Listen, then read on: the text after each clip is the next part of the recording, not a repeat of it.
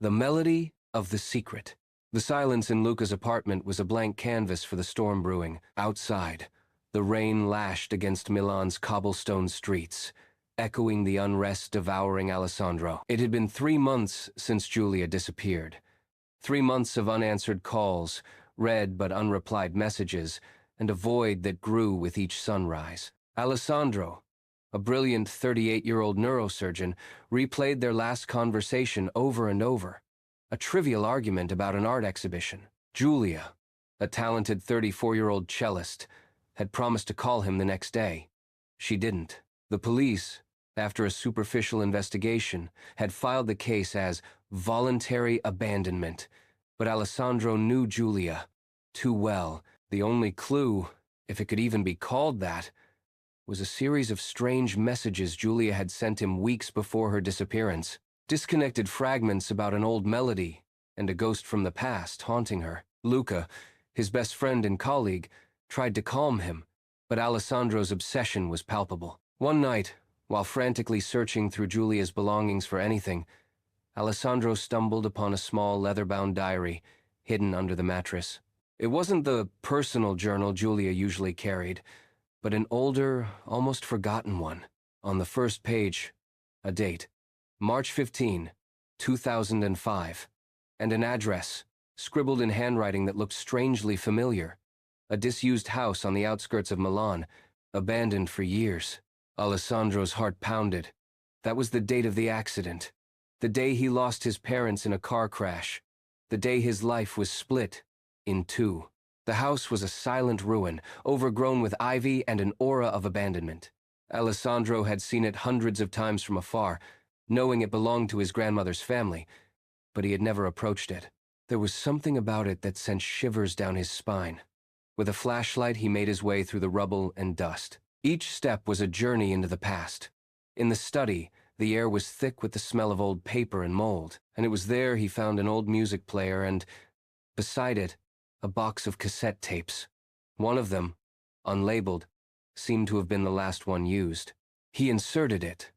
A screech, and then a mournful melody, played on the cello. It was familiar, but he couldn't place it. And then a voice. His mother's voice. Young, vibrant, telling a story. And so, the Visconti family clung to the secret for generations.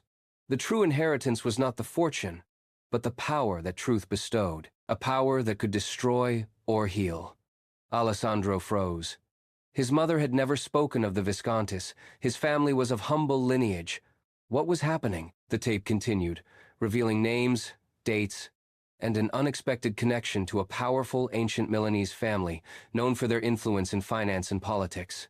And most unsettling, the melody playing in the background was the same one Giulia had been obsessively practicing in recent weeks. Suddenly, a creak from the floor above snapped him out of his trance. He wasn't alone. Alessandro's survival instinct kicked in. He turned off the flashlight and hid behind a heavy desk. The footsteps approached, slow, deliberate.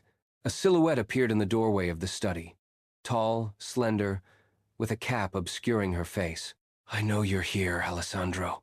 A feminine voice, cold as ice, echoed in the darkness. "I know what you found." A shiver ran down his spine. It was Giulia's voice, but it wasn't her voice. There was something different, a nuance he didn't recognize. The figure moved towards the table where the cassette player sat. Alessandro saw a metallic glint in her hand. A knife. "Giulia," he murmured, coming out of his hiding spot.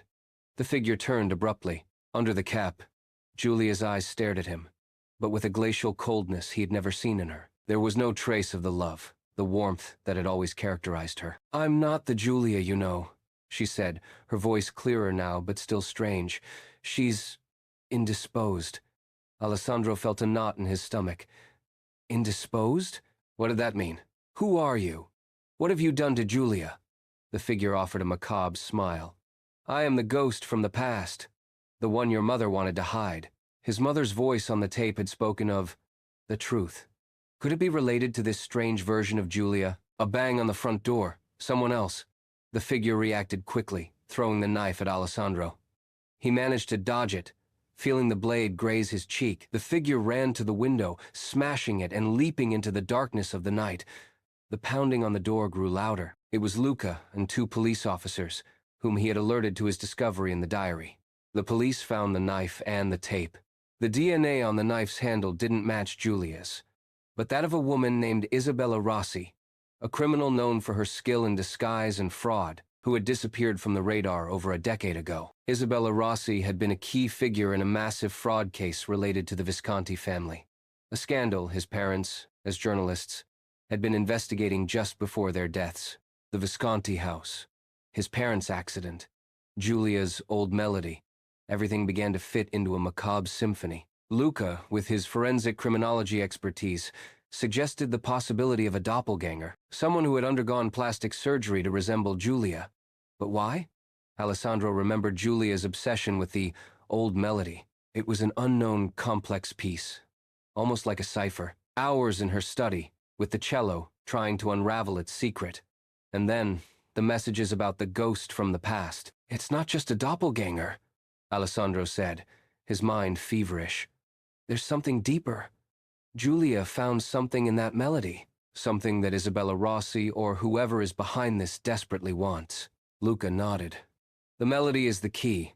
If it has a hidden message, we need a forensic musicologist." The forensic musicologist they contacted, an eccentric old man named Dr. Emil Brandt, recognized the melody. It was an ancient Visconti family composition, never published. And yes, he confirmed it contained a musical cipher, a complex code of notes and rhythms that, when correctly interpreted, revealed coordinates. Coordinates that pointed to an ancient family mausoleum in the Certosa di Pavia cemetery.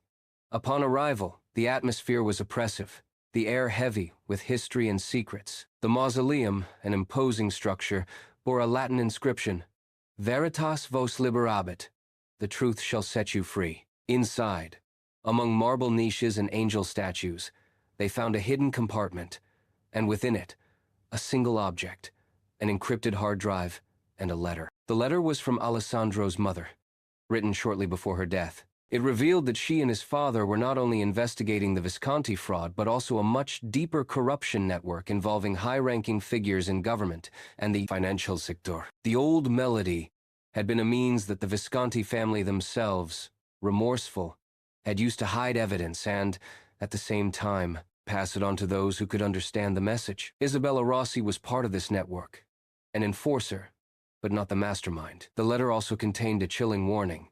They had discovered that someone, a mole within the police investigation itself, was leaking information to the Viscontis. His mother had encrypted all the key information on the hard drive and entrusted it to a distant Visconti relative who, in secret, was fighting against his own family's corruption. Giulia, Alessandro gasped. Giulia was that relative? The mole, the police, Isabella Rossi impersonating Giulia. It was all a trap for Giulia to reveal the hard drive's location. Her disappearance had been orchestrated. With the information from the hard drive, Alessandro and Luca returned to Milan. The disk contained irrefutable proof of corruption, money laundering, and, most shockingly, the order to assassinate Alessandro's parents, disguised as a traffic accident. The order had been issued by a high-ranking government official, an untouchable man, the same one who had shelved Giulia's case. The revelation was a devastating blow to Alessandro, but it also ignited a cold fury and an unshakable determination. The next night, Alessandro received a message from an unknown number, a photo of Giulia, tied and gagged in what appeared to be an old cellar. The message read, "The hard drive for her life. Only you. Pontevecchio. Midnight." Luca insisted on going with him, but Alessandro refused. This was personal. The night was cold and silent in Pontevecchio. The Arno River reflected the flickering lights of Florence. A black van stopped. From it, Isabella Rossi descended, with two burly men behind her, and behind them, at a safe distance, Giulia. She was pale, her gaze lost, but alive. "The disc?" Isabella demanded, holding out a hand. Alessandro held the disc aloft. "Giulia first. Alone." Isabella smiled. "I don't trust you, Doctor. You're too predictable." At that instant, A figure emerged from the shadows behind Isabella. It was Luca. He had disobeyed Alessandro and followed him. A gunshot echoed in the night. One of Isabella's men fell to the ground. Chaos erupted. Isabella pulled out a gun and aimed at Alessandro. But Giulia, with surprising strength, broke free from her captors and lunged at Isabella. There was a struggle. A second shot. Isabella fell, wounded in the shoulder. The police, whom Luca had secretly alerted, stormed the scene. Everything had been planned. Isabella and her accomplices were arrested. Days later, Alessandro and Giulia sat on a bench in Sempione Park, in Milan, looking at the Castello Sforzesco. Giulia was still recovering from the trauma, but her eyes no longer reflected Isabella's coldness. "How did you know?" Alessandro asked, taking her hand. Giulia smiled weakly. The melody. The melody was the only link I had to my family's history. My adoptive parents taught it to me as a child. I discovered that I was the last direct descendant of the Visconti branch that had hidden the evidence. The other Giulia. She was a distant cousin of Isabella, obsessed with money. They used her to get close to me, to pump me for information. But the melody confused her. She never understood its true meaning. She thought it was a key to a fortune, not a truth. And Luca, Alessandro began. Luca had been secretly working on this with me, Giulia interrupted. When I met you, he was already investigating your parents' disappearance. We believed there was a connection. He knew there was a mole in the police, so we stayed out of sight until we had irrefutable proof. The disappearance was a plan by Luca and me to lure them out once I had the disc. But when they found out you'd found the diary, everything escalated. Alessandro hugged her, relief flooding every cell of his body. They had been through hell, but they had survived.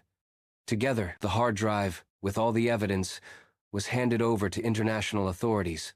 The corruption network began to crumble. The high-ranking government official was arrested. The truth, finally, had come to light, freeing not only Alessandro and Giulia, but also the memory of his parents.